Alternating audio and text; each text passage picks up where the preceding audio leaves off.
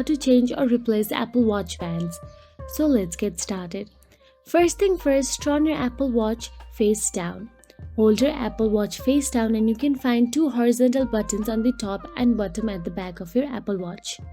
Buttons for unlocking your Apple Watch bands. Press on the buttons and slide out the Apple Watch bands. Press the button and slide out the Apple Watch band at the same time. To take off the Apple Watch band, simply push down the top button at the same time and slide the top band of your watch. Repeat for the other side the same. Then, make sure both the Apple Watch and the Apple Watch strap are facing the same direction.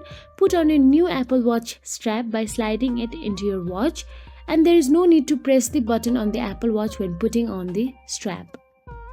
Now all you have to do is check that the Apple Watch strap is securely locked.